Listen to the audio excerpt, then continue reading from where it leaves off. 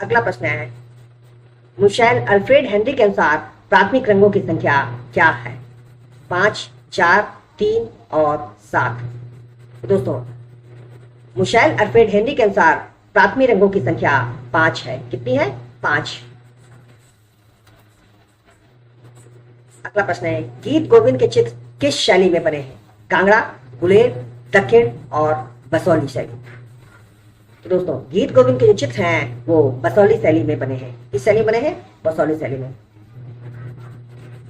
अगला प्रश्न है, वह यूरोपीय चित्रकार जो नारी आकृतियों में सदैव लंबी गर्दन का चित्रांकन करता था। प्रश्न है, वह यूरोपीय चित्रकार जो नारी आकृतियों में सदैव लंबी गर्दन का चित्रांकन करता था।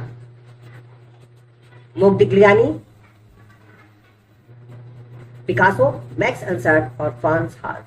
तो दोस्तों, नारी आकृतियों में सदैव लंबी गर्दन का चित्रांकन मोदिग्लियानी ने किया है। अगला प्रश्न है, राजा रवि वर्मा के चित्र किस शैली पर आधारित है? खंडवादी, यथार्थवादी, लोक शैली और प्रभाववादी। तो राजा रवि वर्मा के चित्र जो हैं वो यथार्थवादी शैली पर आधारित है। कहां पर की शैली? यथार्थवादी। एम्फोरा पॉटरी कहाँ की है? मेसोपोटामिया, चीन, अर्जेंटीना और ग्रीस।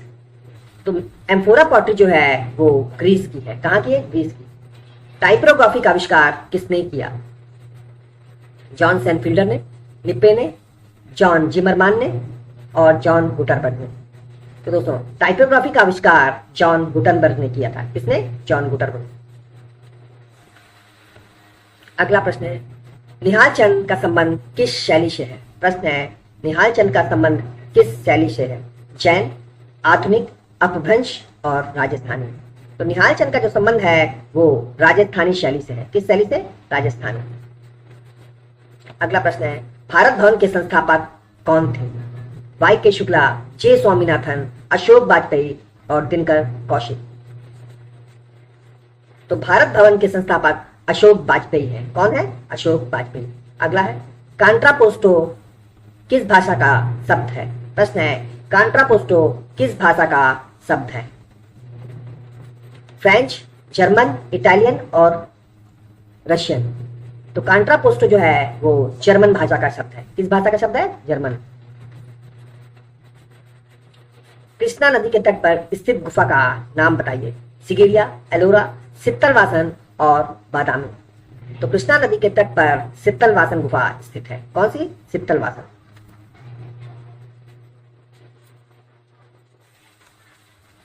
अगला प्रश्न है, रीतिवाद किन दो युगों के बीच अस्तित्व में आया?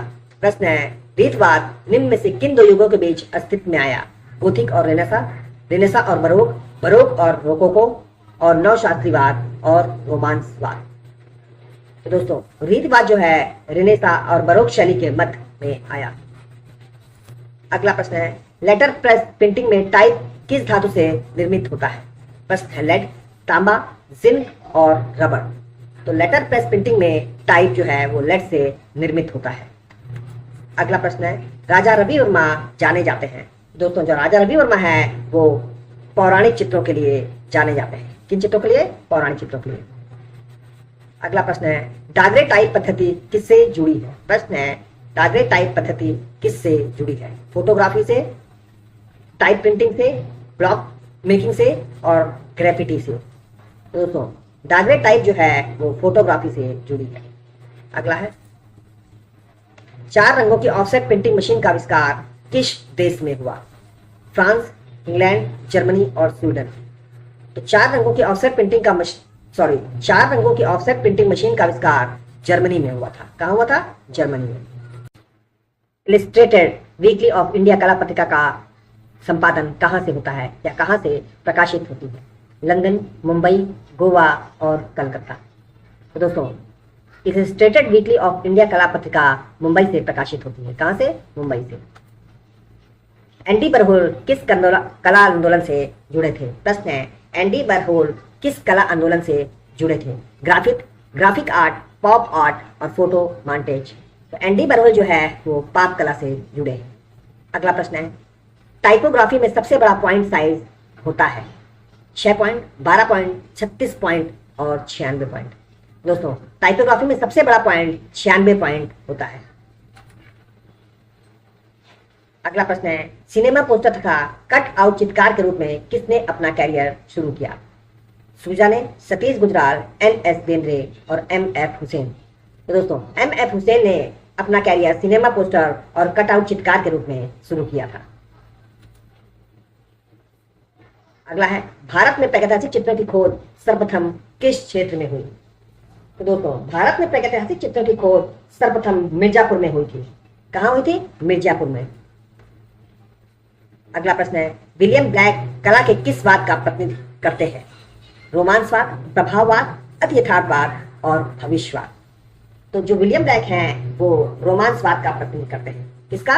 रोमांसवाद का। अगला है, विचित्रा क्लब की स्थापना कब हुई थी? 1907, 1915, 1920 और 1917। तो विचित्रा क्लब की स्थापना 1915 में हुई। अगला है, निम्न में से तांत्रिक कलाकार कौन है? मुकुल डे, प्रभाकर बर्वे, तैयब मेहता और जहांगीर साबावाला। इनमें से तांत्रिक कलाकार तैयब मेहता है। कौन है? तैयब मेहता। भारतीय लक्षित कला से प्रभावित कलाकार अमृता शेरगिल, गोपी सरोज पाल, अर्पणा कौर और माधवी पारेख। बताइए।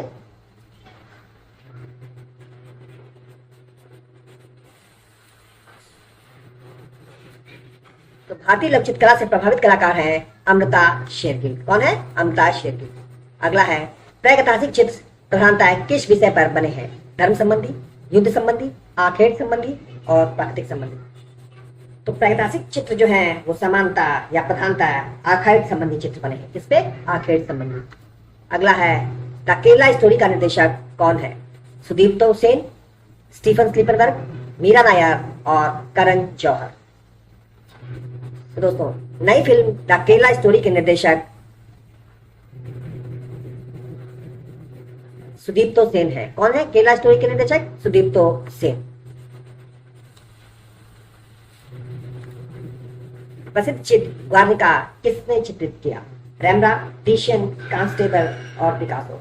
तो दोस्तों वार्निका जो है वो पिकासो का प्रसिद्ध चित्र है। चट्टान काटकर बनाया गया द्रौपदी रथ कहाँ है? प्रश्न है, चट्टान काटकर बनाया गया द्रौपदी रथ कहाँ है? एलोरा, पुरी, हम्पी और महाबलीपुरम। तो दोस्तों चट्टान काटकर बनाया गया द्रौपदी रथ महाबलीपुरम में है। कहाँ है? महाबलीपुरम में।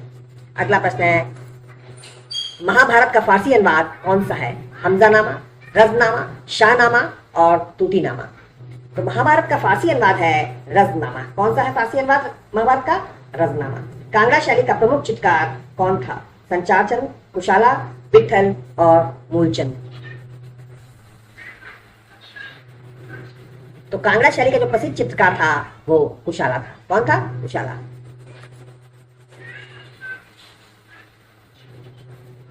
पशुओं के आखेट दृश्य तथा जादू के विश्वास के अनेक प्रतीक चिन्हों का चित्रण कला का मुख्य विषय था। प्रागैतिहासिक, अर्ध ऐतिहासिक, ऐतिहासिक और इनमें से कोई नहीं। तो दोस्तों मुख्य विषय क्या रहा है? किस युग में रहा है? प्रागैतिहासिक काल में उनका विषय था।